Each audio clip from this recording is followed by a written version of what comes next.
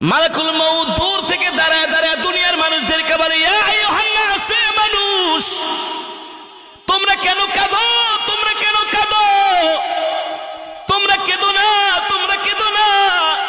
আল্লাহর ইজ্জতের কসম, আল্লাহ তাআলা যতদিন তার হায়াতের জিন্দেগি দিয়েছিল ততদিন সে বেঁচে ছিল। তার হায়াতের জিন্দেগি শেষ, দুনিয়া থেকে আল্লাহ তাকে উঠায় নিছেন।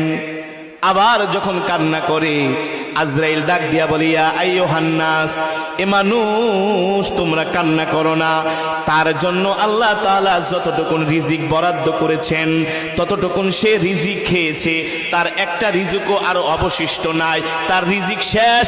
এই কারণে আল্লাহ তাআলা তাকে দুনিয়া থেকে উঠায় নিয়েছেন। ঠিক কিনা? আবার মানুষ যখন কান্না করে, কবর ডাক দিয়া বলে, আজরাইল ডাক দিয়া বলে, হে দুনিয়ার মানুষ কান্না করো না, যে ইন্তেকাল করছে সে তো দুনিয়া থেকে বেঁচে গেছে। তোমরা কবরের জন্য তৈয়ার হও, তোমরা কবরের জন্য প্রস্তুত হও। সাহাবীরা জিজ্ঞেস করলেন, গো আল্লাহর নবী, তাহলে আমরা আজরাইলের মালাকুল মউত ফেরেশতার এই কথা শুনতে পাই না কেন?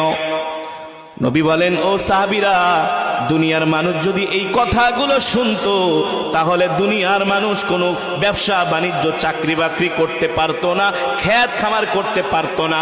তাহলে সব মানুষ কবরের চিন্তায় দুনিয়া ছাইরা জঙ্গলে যায় শুধু ইবাদত করতো।